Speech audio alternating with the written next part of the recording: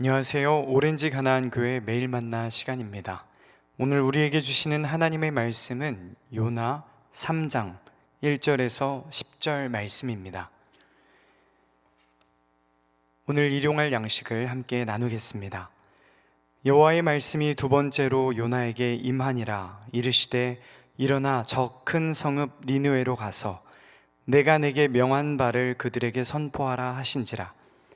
요나가 여호와의 말씀대로 일어나서 니느웨로 가니라. 니느웨는 사흘 동안 걸을 만큼 하나님 앞에 큰 성읍이었더라. 요나가 그 성읍에 들어가서 하루 동안 다니며 외쳐 이르되 40일이 지나면 니느웨가 무너지리라 하였더니 니느웨 사람들이 하나님을 믿고 금식을 선포하고 높고 낮은 자를 막론하고 굵은 베옷을 입은지라. 그 일이 니느웨 왕에게 들림에 왕이 보좌에서 일어나 왕복을 벗고 굵은 베옷을 입고 제 위에 앉으니라. 왕과 그의 대신들이 조서를 내려 니느웨에 선포하여 이르되 사람이나 짐승이나 소떼나 양떼나 아무것도 입에 대지 말지니 곧 먹지도 말 것이요 물도 마시지 말 것이며 사람이든지 짐승이든지 다 굵은 베옷을 입을 것이요 힘써 하나님께 부르짖을 것이며 각기 악한 길과 손으로 행한 강포에서 떠날 것이라. 하나님이 뜻을 돌이키시고 그 진노를 그치사 우리가 멸망하지 않게 하시리라. 그렇지 않을 줄을 우리를 누가 알겠느냐 한지라. 하나님이 그들이 행한 것 곧 그 악한 길에서 돌이켜 떠난 것을 보시고 하나님이 뜻을 돌이키사 그들에게 내리라고 말씀하신 재앙을 내리지 아니하시니라. 아멘. 하나님은 당신의 부르심을 저버리고 정반대의 길로 도망치던 요나를 다시 부르십니다. 사실 하나님은 요나가 없이도 충분히 일하실 수 있는 전능하신 분입니다. 그럼에도 불구하고 하나님은 다시 요나를 찾아오십니다.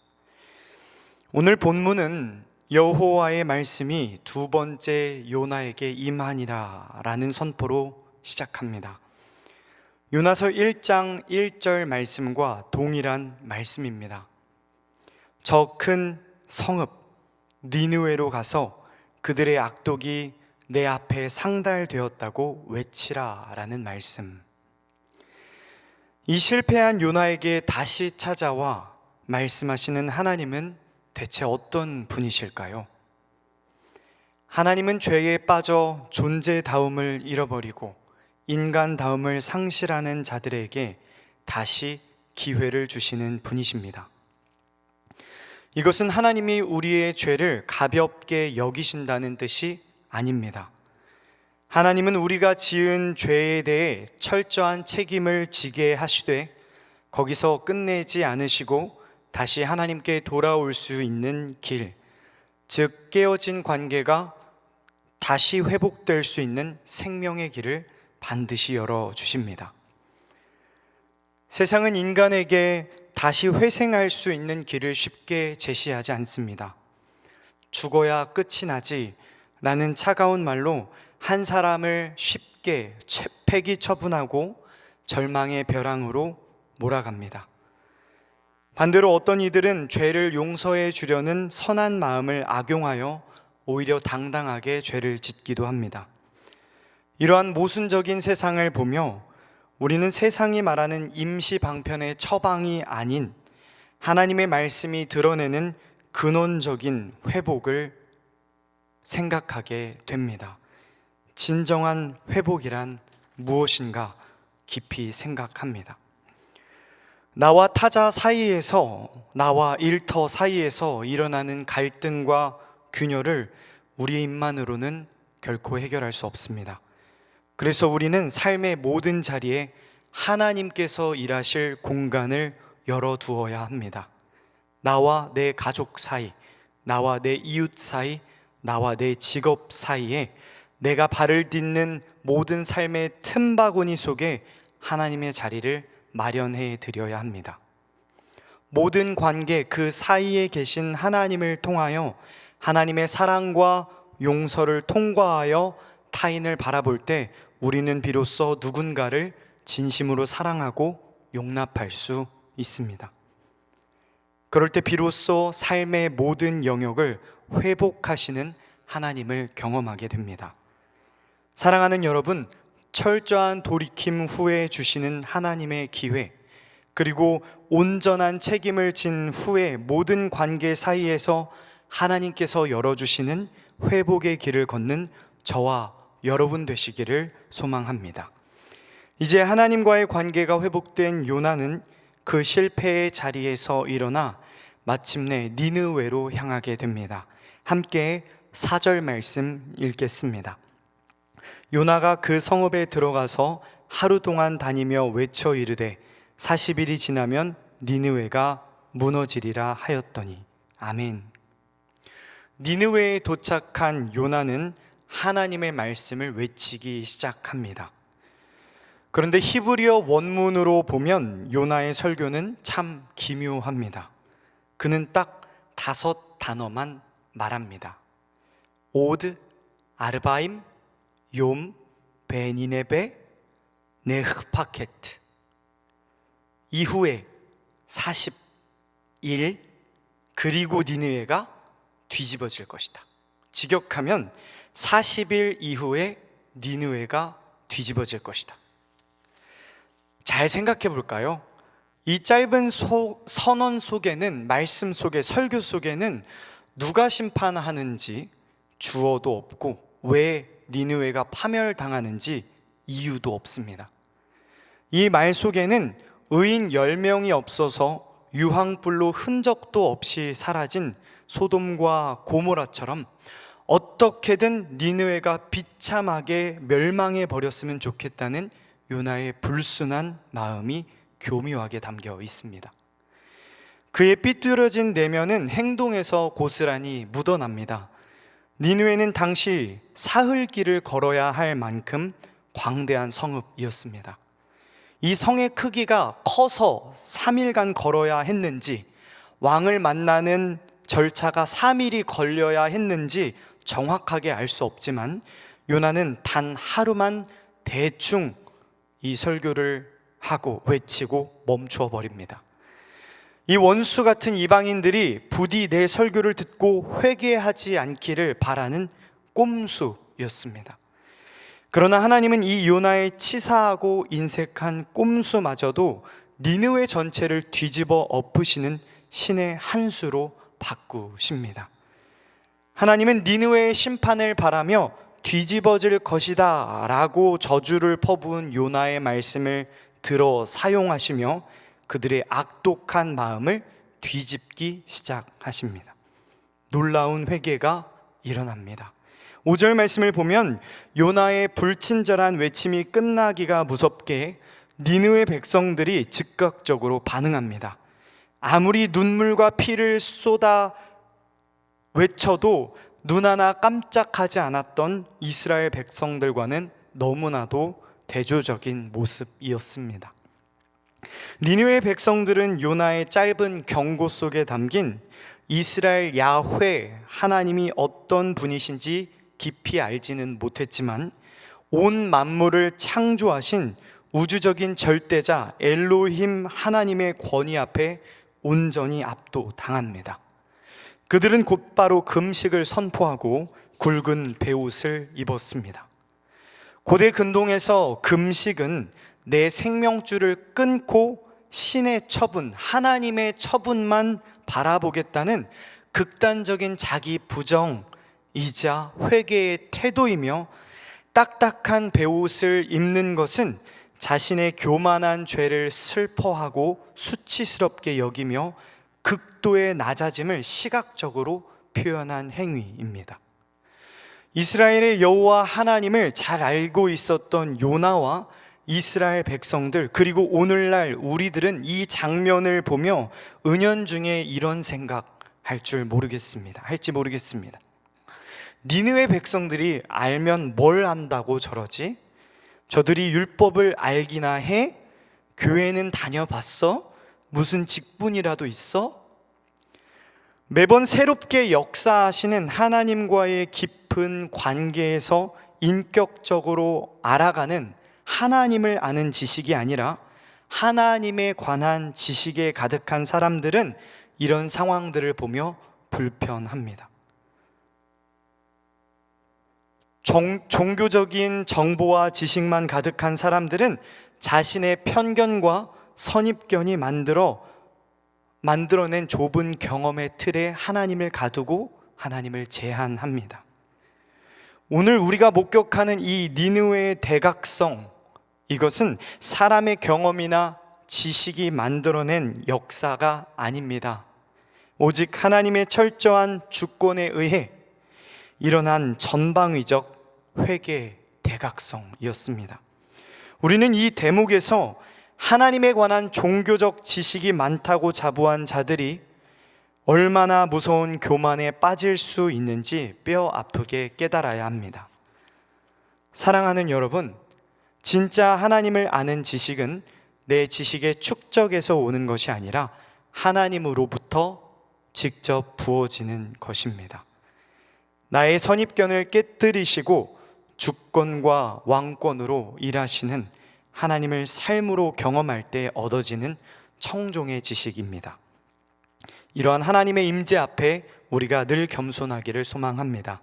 하나님의 역사는 언제 어디서나 내가 생각하지 못한 누구에게나 일어날 수 있음을 인정하며 온전히 우리 삶의 주인의 자리에 하나님을 모셔드리는, 다시 내어드리는 저와 여러분이 되기를 소망합니다. 이 거룩한 떨림은 성읍 전체로 번져나갑니다. 지위가 높든 낮든 모든 백성이 가슴을 찢으며 죄악을 토해냈고 마침내 제국의 왕까지도 보좌에서 내려와 왕복을 벗고 죄 위에 주저앉아 하나님 앞에 항복합니다. 낮아질 대로 낮아진 그들의 삶에서 진짜 회개가 터져 나옵니다. 본문 8절 말씀 함께 읽겠습니다. 사람이든지 짐승이든지 다 굵은 베옷을 입을 것이요 힘써 하나님께 부르짖을 것이며 각기 악한 길과 손으로 행한 강포에서 떠날 것이라. 아멘. 진짜 회개는 감정의 눈물로 끝나지 않습니다. 진짜 회개는 애통과 떠남입니다. 먼저 하나님께 부르짖는 애통이 있어야 합니다.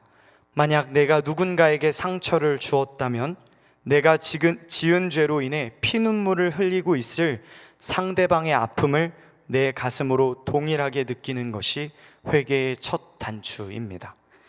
하나님 앞에서 주님, 내가 잘못했습니다. 내가 주님의 마음을 찢었습니다. 라고 애통해야 하고, 사람 앞에서는 내가 정말 미안합니다. 나로 인해 당신이 받았을 아픔을 생각하니 내 가슴이 무너집니다. 라고 철저히 용서를 구해야 합니다. 그리고 거기서 멈추지 않고 반드시 악한 길에서 떠나야 합니다. 니느웨의 왕은 우리가 이제 악한 길과 손으로 행한 강포에서 떠나자 선포합니다. 당시 아시리아 니느웨는 잔인한 약탈과 무자비한 폭력, 강포로 악명이 높은 제국이었습니다.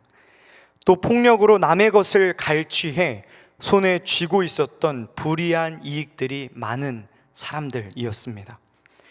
지금 이 니느웨 백성들은 죄악이 무엇인지 정확하게, 명확하게 짚어내면서 이 악한 길에서 떠나 죄에서 깨끗하게 손을 씻겠다는 삶의 구체적인 청산을 하고 있습니다. 지금 니느웨 사람들은 자신의 죄를 알고 애통하고 그 악한 길에서 떠나고 있습니다. 사랑하는 여러분, 우리 안에 묵혀가고 있는, 우리 안에 침묵하며 묵인하고 있는 죄의 습관은 없습니까? 타인에게 상처 주며 악한 길로 끊임없이 발걸음을 옮기고 있지는 않습니까? 오늘 성령 하나님께서 조명하시는 그 말씀의 빛 가운데 정확하게 짚어내시는 죄를 깨닫고 가슴을 찢는 애통함으로 그 악의 자리에서 단호하게 떠나는 저와 여러분 되시기를 소망합니다. 이러한 진짜 회개의 결과는 어떠했을까요? 마지막으로 10절 말씀 함께 읽겠습니다. 하나님이 그들에게 행한 것 곧 그 악한 길에서 돌이켜 떠난 것을 보시고 하나님이 뜻을 돌이키사 그들에게 내리라고 말씀하신 재앙을 내리지 아니하시니라. 아멘. 하나님은 그들의 눈물뿐만 아니라 악한 길에서 진짜로 돌이켜 떠난 회개에 합당한 열매를 주목하여 보셨습니다. 그리고 당신의 뜻을 돌이키사 내리려고 했던 재앙을 거두시고 심판을 단호하고 깔끔하게 취소하십니다. 말씀을 맺겠습니다. 오늘 본문은 우리에게 하나님의 회복을 보여줍니다. 한 개인의 회복이 있었고 한 공동체의 회복이 있었습니다. 한 개인의 통회 자복이 있었고 한 공동체의 회개가 있었습니다. 회복은 진짜 회개에서부터 시작된다는 것을 기억하는 우리가 되길 소망합니다. 감정만 남은 반쪽짜리 회개가 아니라 악한 길에서 삶을 돌이키는 진짜 회개를 통해 하나님께 돌아오는 우리가 되길 소망합니다. 하나님은 우리의 생명이 살아나고 풍성해지기를 원하시는 분입니다. 우리가 하나님 안에서 사랑을 누리고 행복을 맛보며 살아가기를 원하시는 분이십니다. 신실하시고 좋으신 하나님이 우리의 아버지시고 왕이시고 우리의 주인이심을 고백하며 살아간다면 오늘 말씀을 들은 우리는 어떻게 살아가야 할까요? 우리는 교만과 악한 습관을 정당화하는 그 삶의 자리에서 내려와 그 왕의 자리에서 내려와 주인의 자리에서 내려와 다시 나의 삶의 주권을 하나님께 드려야 합니다. 하나님께서 나의 삶의 주인이 된다는 것은 단순히 교회에서 봉사하라는 차원이 아닙니다.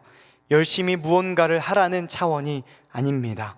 하나님의 말씀 앞에 늘 나를 세우고 하나님의 말씀을 따라 복음을 따라 하나님을 동행하며 살아가는 삶을 의미합니다. 이는 니느웨의 작은 가축까지도 사랑하시는 하나님의 마음으로 나를 넘어 타자를 향해, 나를 넘어 공동체를 향해 그 공동체를 사랑하며 살아가는 삶입니다. 좁은 생각에 하나님을 가두지 마십시오. 광대하신 하나님께로 발걸음을 향하십시오. 그 소중하고 아름다운 회개의 걸음 가운데 성령 하나님께서 함께 하실 것입니다. 내 생각과 내 삶의 모든 주권을 하나님께 내어드림으로 세상이 줄 수 없는 진짜 인생의 회생과 온전한 회복을 맛보는 우리 모든 오렌지 가나안 성도님들 되시기를 주님의 이름으로 간절히 축복드립니다. 기도하겠습니다. 사랑의 하나님, 도망치고 실패한 우리에게 끊임없이 다시 찾아와 언제나 두 번째 기회를 주시는 주님의 크신 자비에 감사와 찬양을 드립니다. 요나가 바로 나요.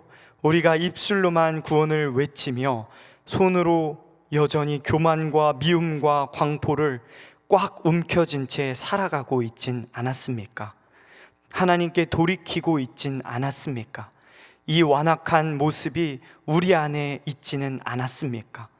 성령께서 말씀을 통해 우리의 양심을 통해 조명하시는 이 죄를 명확하게 짚어내게 하시고 가슴을 찢는 애통함으로 그 악한 길에서 단호히 떠나게 하여 주시옵소서. 이제는 모든 삶의 자리에 하나님의 공간을 마련해 드리는 우리가 되길 원합니다. 나의 시선이 하나님의 사랑과 용서를 통과하여 내 곁에 이웃을 용납하게 하시고 우리의 가정과 일터와 공동체 전 영역 위에 하나님이 직접 통치하시는 온전한 회복과 살아나는 역사가 시작되게 하여 주시옵소서. 오늘도 임마누엘로 우리와 함께 하시며 우리 삶의 유일한 주인 되시는 예수 그리스도의 이름으로 간절히 기도합니다. 아멘.